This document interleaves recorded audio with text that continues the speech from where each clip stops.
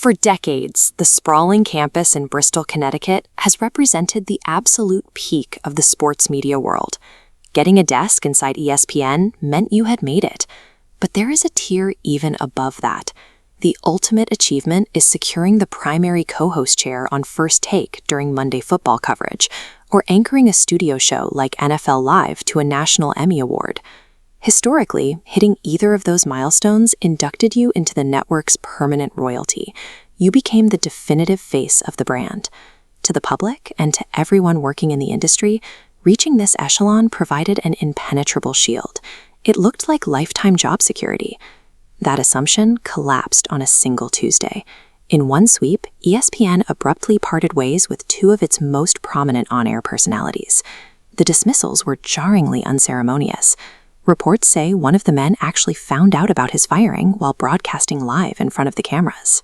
The two casualties were Cam Newton, a highly controversial and outspoken lightning rod, and Ryan Clark, a universally respected veteran workhorse.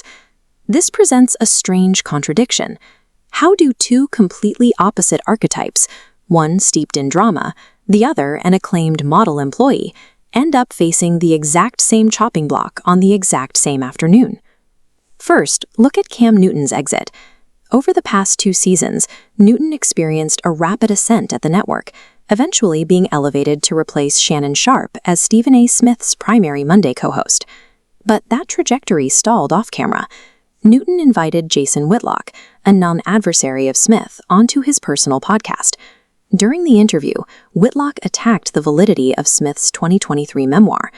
Instead of pushing back, Newton publicly stated there was nothing to correct, openly failing to defend his on-air partner. By doing that, Newton alienated the single most powerful face of the network and created a toxic internal dynamic on their highest-rated day. His dismissal makes logical sense within the old rules of television. If you burn bridges with the network's biggest star, you lose your job. But then you have Ryan Clark. Clark is the exact opposite of Newton. He is a beloved colleague, devoid of controversy, and known for his relentless work ethic. When he retired from the NFL in 2015, he essentially moonlighted as an unpaid intern, working behind the scenes just to master the technical art of television broadcasting. He translated that effort into 3 Emmy Awards. Even Stephen A. Smith publicly calls Clark a brother and considers him the best NFL analyst in America. So if Newton was logically fired for insubordination and friction, why was an Emmy-winning model employee fired for absolute perfection? Because job security at ESPN no longer has anything to do with Whitlock beefs, Emmy trophies, or Stephen A. Smith's approval. The real authority dictating these layoffs sits in Burbank. ESPN's parent company, Disney, has issued a relentless, overarching mandate for immediate corporate cost reduction. This chart maps out ESPN's employee headcount over the last decade, showing a steep, ongoing downward trend. The network's old hire and hire era officially ended with massive layoffs of 400 employees in 2013, followed by another 350 cuts in 2015. Those early purges proved that high salaries offered no protection. Highly respected veterans and prominent NFL analysts found themselves abruptly out of work, and the cuts never stopped. As we continue down the timeline, you can see cyclical waves of job eliminations striking again in 2017, 2020, and 2023. Clark and Newton were not subjected to performance reviews this week. They were simply the latest highly paid variables eliminated in a decade-long corporate math equation. The concept of the untouchable ESPN star is officially dead. You can look at the recent exits of heavyweights like Zach Lowe, Samantha Ponder, and Robert Griffin III. No matter how deep your resume goes, you cannot outrun the spreadsheet. Even Stephen A. Smith, the undisputed kingmaker of the network, took to his own podcast to admit he is entirely powerless to protect his closest colleagues from the chopping block.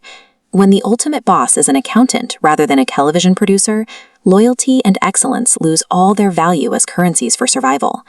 But this corporate ruthlessness is creating an unintended consequence. Elite broadcasters are starting to realize they no longer need to rely on legacy networks. Ousted stars are landing on their feet instantly. Ryan Clark, for example, already hosts a highly successful independent show called The Pivot, proving he can build his own audience without cable television.